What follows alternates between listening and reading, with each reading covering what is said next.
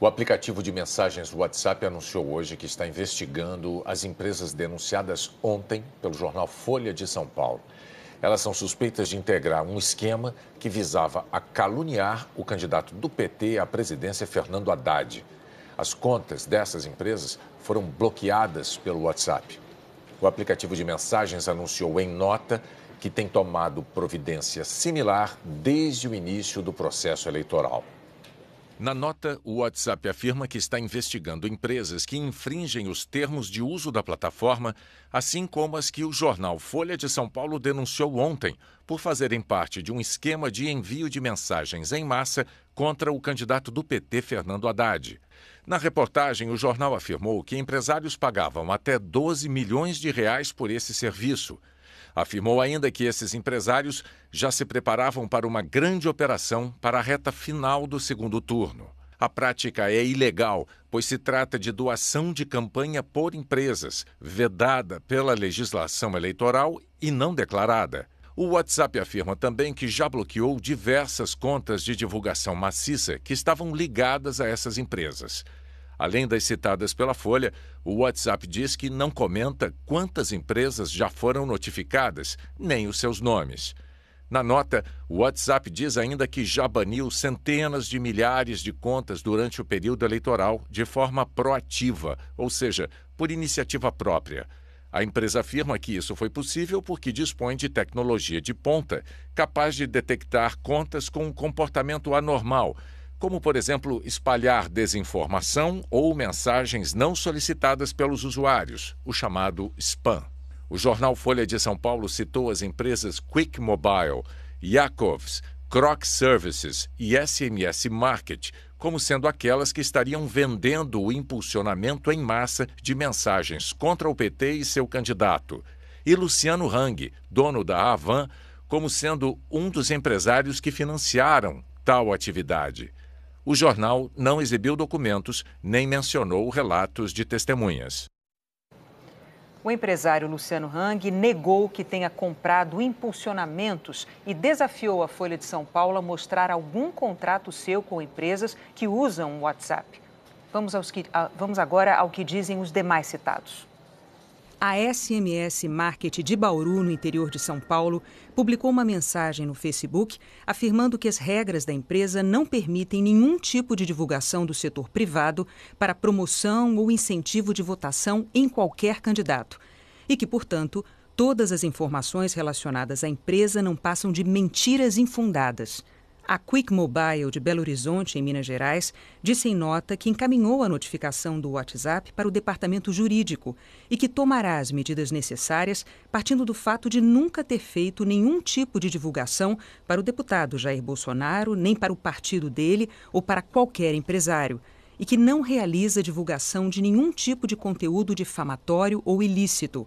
Nossas equipes em Uberlândia, no Triângulo Mineiro, estiveram nos 2 endereços divulgados pela empresa Croc Service na internet. O primeiro é uma residência e ninguém conhece a empresa. No segundo, funciona uma consultoria empresarial. A empresa Yakovs, com sede na cidade de São Paulo, não quis comentar nem recebeu a nossa equipe, mas publicou uma nota dizendo que foram citados erroneamente como participantes de um suposto esquema de favorecimento ao candidato à presidência Jair Bolsonaro e que não tem qualquer envolvimento com os fatos citados. Com base na reportagem da Folha, o PT entrou ontem com uma ação de investigação no Tribunal Superior Eleitoral e pediu que o tribunal declare o candidato Jair Bolsonaro inelegível por 8 anos. Na ação, o PT afirma que o presente caso trata do abuso de poder econômico e uso indevido dos veículos e meios de comunicação digital perpetrados pelos representados, uma vez que estariam beneficiando-se diretamente da contratação de empresas de disparos de mensagens em massa, configurando condutas vedadas pela legislação eleitoral. Na ação, o PT também afirma que o caráter eleitoral dos fatos narrados é evidente, além de demonstrar potencial suficiente a comprometer o equilíbrio do pleito eleitoral de 2018. E o PDT entrou agora há pouco com uma ação no TSE. O partido quer uma nova eleição de primeiro turno sem o candidato Jair Bolsonaro. O ministro Jorge Mussi, corregedor do Tribunal Superior Eleitoral, abriu a investigação pedida pelo PT contra o candidato Jair Bolsonaro, do PSL, mas rejeitou todas as medidas cautelares solicitadas, como busca e apreensão e quebra de sigilo. Segundo o ministro Jorge Mussi, a concessão de liminares antes de ouvir a outra parte deve ser feita com cautela e o pedido do PT é baseado apenas em matérias jornalísticas que não permitem, neste momento, demonstrar a veracidade das suspeitas. Jorge Mussi destacou que a questão será analisada em momento próprio durante o curso da ação. O ministro deu 5 dias para Bolsonaro responder aos questionamentos. A Procuradora-Geral da República, Raquel Dodge, pediu hoje à Polícia Federal que abra inquérito para apurar se empresas têm disseminado de forma estruturada mensagens em redes sociais, mas sobre os 2 candidatos e não somente contra Eduardo ou Fernando Haddad, O pedido foi entregue ao ministro da Segurança Pública, Raul Jungmann. Nesse pedido, Raquel Dodge destaca que a denúncia já tinha motivado a abertura de procedimento pela Procuradoria-Geral Eleitoral para verificar a existência de eventual utilização de esquema profissional por parte das campanhas com o propósito de propagar notícias falsas.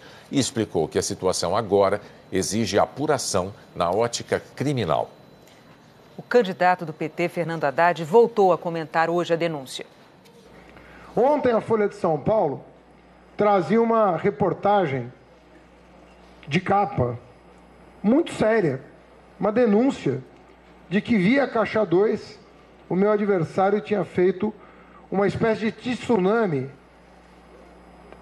no WhatsApp, cibernético, portanto, uma espécie de tsunami cibernético com uma quantidade enorme de calúnias contra mim. Quem sofreu o que eu sofri nos 4 dias que antecederam o primeiro turno, e só eu sou capaz de saber, porque a minha família foi atingida, a minha filha foi atingida, a minha honra foi atingida, tem que demonstrar um mínimo de indignação, com uma prática que nós, pela construção do Fundo Público de Financiamento, imaginávamos que pudesse ser superada, que é a utilização de dinheiro ilegal, dessa vez para caluniar o adversário.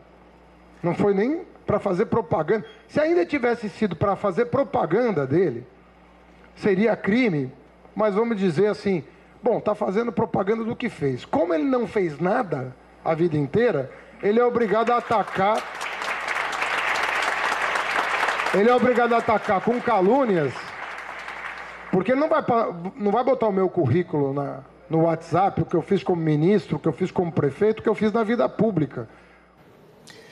O candidato do PSL, Jair Bolsonaro, reagiu desmentindo a reportagem da Folha de São Paulo.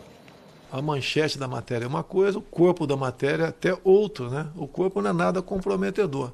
Eles têm que apontar que empresa é essa, qual a minha relação com essa empresa. Eu não tenho relação nenhuma com empresários nesse sentido. E outra coisa, eles falam em fake news. Nós estamos derrotando o PT com verdades. Nós não precisamos mentir sobre o senhor Haddad. Agora, fake news espalha ele, como ele tem dito, que eu quero acabar com o 13º, que eu quero acabar com o Bolsa Família, que eu votei contra um projeto de lei que falava dos deficientes no Brasil.